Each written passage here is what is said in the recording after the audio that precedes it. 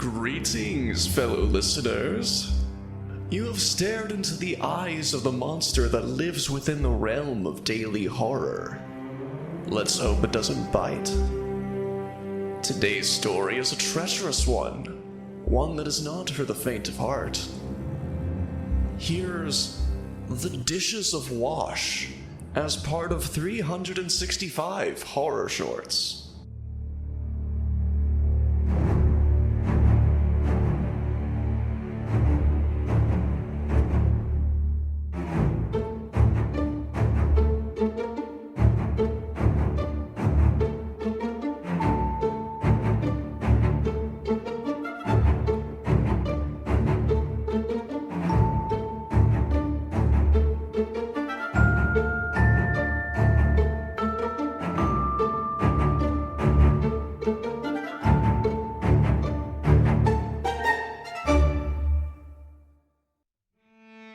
As I sat writing, my mind whirring with ideas and incredible metaphors and analogies, I realized this story might not be the best thing I've ever written. I'd wrote with a prose and plot that would match that of the great poets of times past. My mind was like a finely tuned instrument, playing perfectly like a royal orchestra. One that the select few with the finest of talents could only perform. I felt inspired. Then my stomach started to growl. It rumbled with a fiery pit of rage that one could only be considered fortunate to never have to endure. The hunger simply could not do. So I made my way elegantly to the kitchen to open some cabinets and scroll through with my eyes those delectable things that would satiate my hunger pains. That's when I spotted it. Oatmeal. It wasn't much, but it was the only thing that clicked in my mind well enough. Like that word you've been searching for but struggled to place. I grabbed a packet of oatmeal, admiring the apple crisp design on the package, and hunted my cabinets for a single bowl. But alas, I was met with an incredible amount of dismay. One that I wouldn't wish upon my fiercest of enemies. I couldn't find a single bowl. Not one that was microwave safe, that was.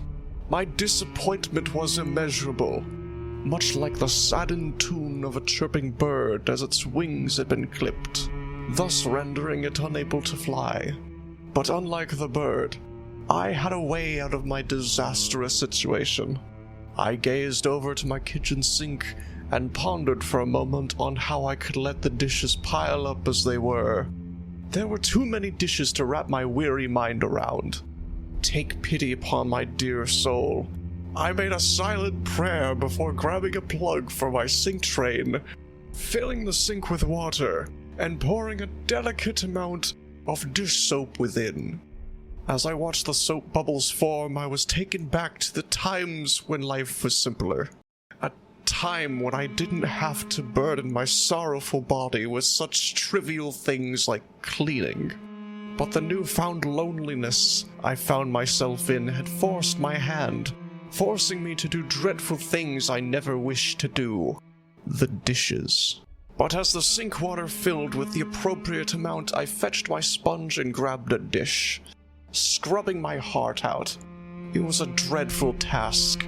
I stared down in horror as I saw there was more than a single dish for my weary hands to scrub. I sighed. This was going to take all day.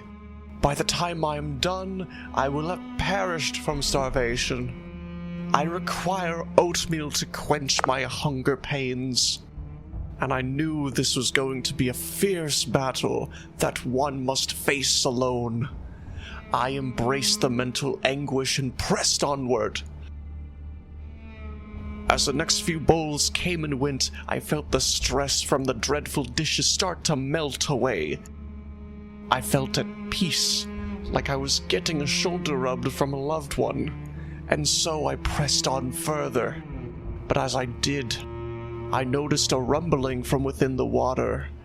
Waves crashing as the water splashed the walls, threatening to tip over the bowls that I had spent an eternity of 3 minutes cleaning. Then I stared in horror as a human hand shot up from the middle of the sink, making a grab for my bowls. I swatted at it, threatening it with a fork. Those who dare defy me must face the wrath of silverware.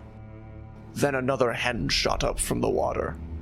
I was so shocked by what I was seeing that I dropped my fork, a defeating clang ringing through the kitchen walls.